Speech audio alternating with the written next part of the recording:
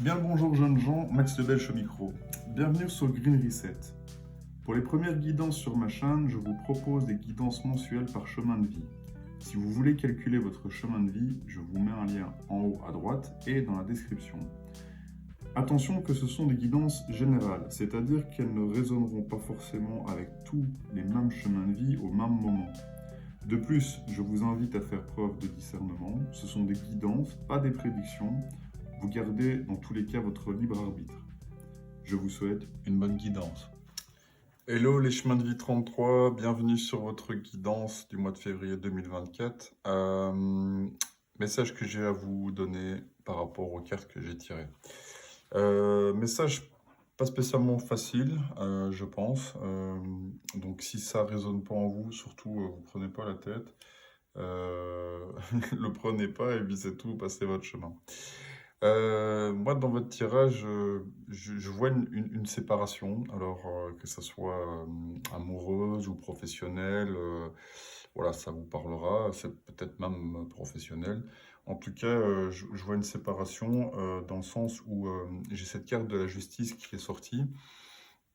Et donc, voilà, ça peut être, ça peut faire référence à une justice divine ou à un litige quelconque entre deux partenaires, professionnels ou sentimental. Mais ce qui me fait dire que c'est une séparation, c'est que j'ai ce dos de coupe qui, normalement, doit symboliser une union. Moi, je tire pas les cartes à l'envers, je les prends dans le sens où elles viennent et vis-à-vis des autres cartes qui sont à côté, ça me raconte une histoire. J'ai ce dos de coupe opposé à la justice. Et puis, j'ai ce 9 d'épée qui lui symbolise plutôt tout ce qui est cauchemar, enfermement mental. Voilà, on se prend la tête sur un truc, qu'est-ce qui a bien pu se passer dans ma vie pour que j'en arrive là. J'ai ce 9 de bâton qui symbolise une certaine protection, d'anticipation dans un conflit aussi, qui pourrait me dire ça. Donc ouais, d'être méfiant, d'être suspicieux envers quelque chose.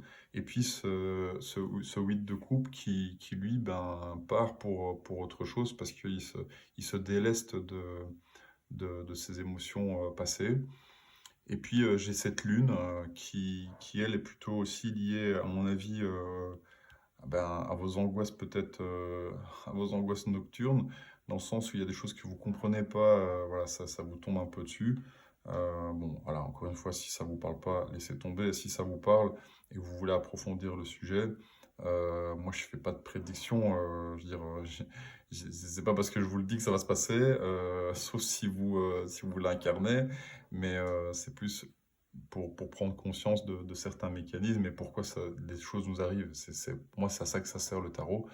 Donc voilà, et en plus, je vous préviens, moi je débute dans le tarot, donc peut-être que je me plante complètement. Par contre, si le message résonne et que vous voulez un complément d'information pour justement comprendre où vous en êtes et comment surmonter un peu cette épreuve, n'hésitez pas à m'envoyer un petit mail. Mon email est dans la barre de description et je me ferai un plaisir de vous aider si je peux. Et puis voilà, comme je débute, les premières guidances sont gratuites. Moi, c'est surtout pour développer aussi mon intuition. Donc, qu'est-ce que j'ai d'autre comme carte entre cette justice et ce 2 de coupe qui, pour moi, symbolise quand même une scission? J'ai un valet de coupe. Le valet de coupe, c'est quelqu'un qui est jeune, qui est dans l'émotion, qui est dans la créativité, qui maîtrise pas encore très bien ses sentiments. Donc, voilà, c'est aussi ça qui me fait dire que il y avait une certaine peut-être immaturité dans cette relation, qu'elle soit sentimentale ou professionnelle. Et donc maintenant, voilà, on se retrouve un peu à essayer de protéger ses ressources. Parce que forcément, quand on a une séparation, il y a des biens matériels qui font que voilà, on essaye aussi un peu de se protéger à ce niveau-là, même professionnellement, quand on perd un emploi ou quand on se sépare d'un collaborateur ou quand l'employeur nous vire, forcément on n'a plus de salaire, donc ça pourrait aussi être une source de tracas. Bon, Ce qui est quand même bien dans ce tirage, parce qu'il y a quand même une note positive, heureusement, parce que sinon, moi, annoncer des trucs comme ça, ils vont se dire, les gens, mais Max le Belge, c'est un oiseau de mauvais augure. Non, en fait, ce qui se passe, c'est que, encore une fois, la vie, c'est des cycles, il y a des choses qui se terminent, qu'on doit couper. Et donc, le conseil, ben, justement, dans ce tirage, c'est peut-être d'anticiper et de quand même protéger certaines choses qu'on pourrait avoir matérialisées ou lancées comme projet, que ce soit une relation professionnelle ou sentimentale. Voilà, on a forcément lancé des choses ensemble.